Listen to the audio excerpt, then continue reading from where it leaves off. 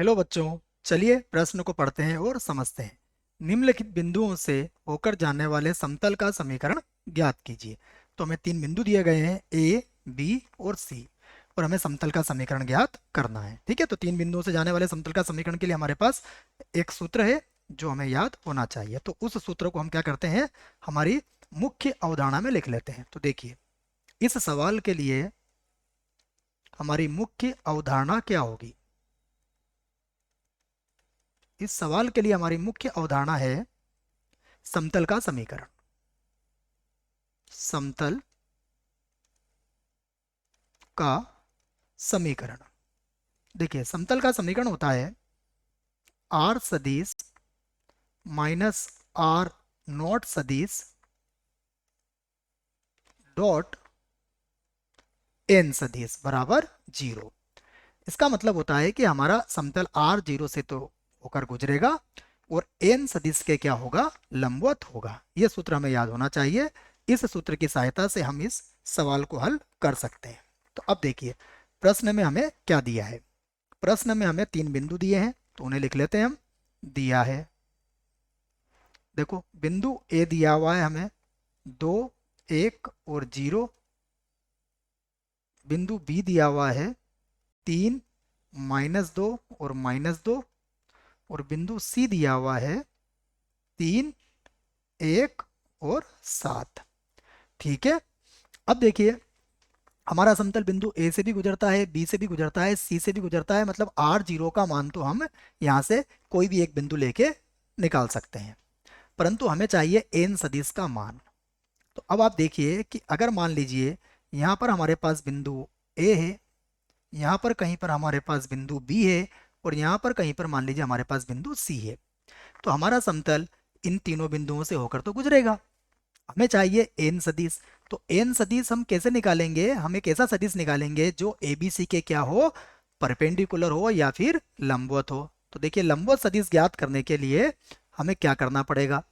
लंबवत सदिश हमारे पास कुछ इस प्रकार से होगा, जो ऐसा सदिश जो इसके क्या होगा, लंबवत होगा। ठीक है, तो हम सबसे पहले क्या करेंगे, एक लंबवत सदिश निकालेंगे। तो लंबवत सदिश निकालने के लिए हम क्या निकालेंगे, देखिए सबसे पहले निकाल लेते हैं हम ए बी, और फिर निकाल लेते हैं हम ए सी। तो हम ए बी और ए सी यहाँ निकालने वाले हैं। देखिए, तो सबसे पहले ए बी निकालते हैं। देखिए, ए बी सदिश क्या होता है, ओ बी सदिश माइनस ओ ए सदिश। ठीक है, तो बी में से ए घटाइए आप, 3 में से 2 जाएगा तो बचेगा 1, तो ये हो जाएगा आपका आई कैप। -2 में से 1 घटाओगे तो बचेगा -3 जे कैप। और 2 में से आप -2 में से 0 घटाएंगे तो -2 के कैप। ये होगा हमारा ए बी। अब हम निकालेंगे ए सी।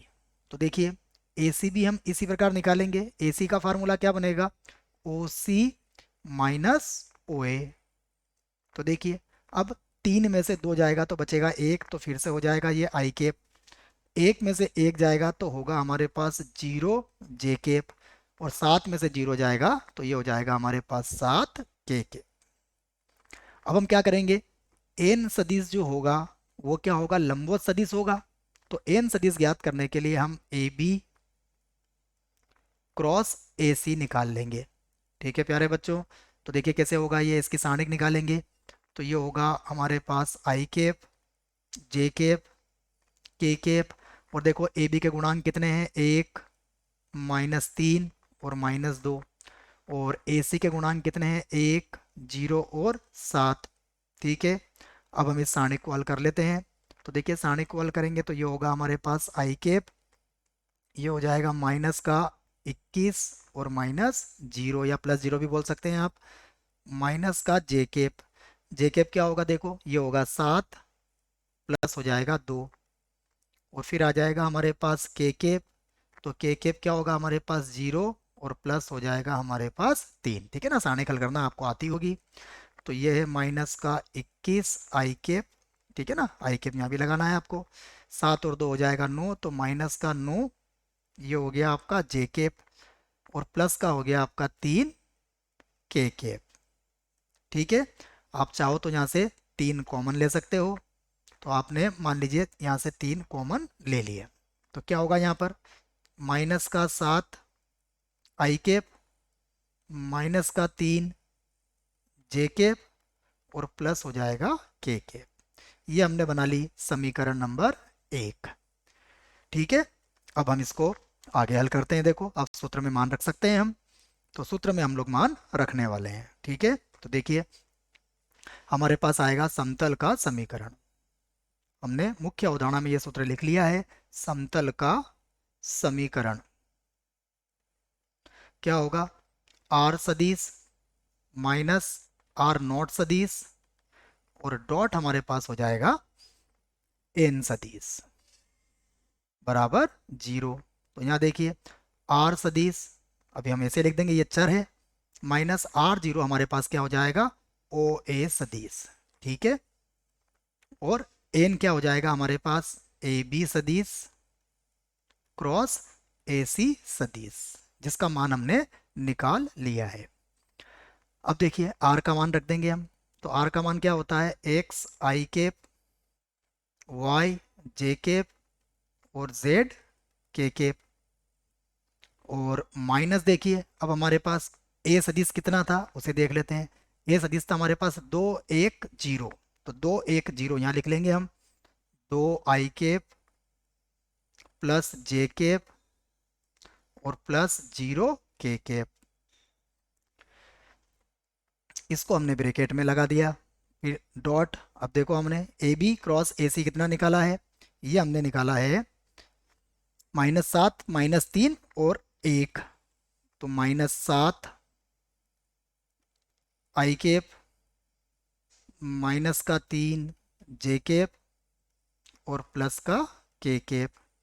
और इधर हमने कॉमन कितना निकाला था, देखो कॉमन भी देख लो आप कितना निकाला था आपने, कॉमन निकाला था आपने 3। ठीक है, तो इसको 3 लिख दो यहाँ पर, बराबर कितना हो जाएगा 0। अब हम इसको थोड़ा सा और हल कर लेते हैं। देखिए आंसर हमारा आने वाला है, तो देखते हैं हम।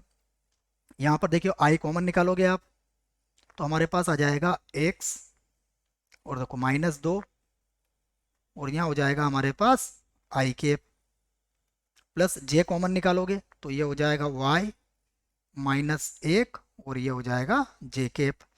और यहाँ से आप के कॉमन निकालोगे तो z -0 मतलब ये हो जाएगा z के केप।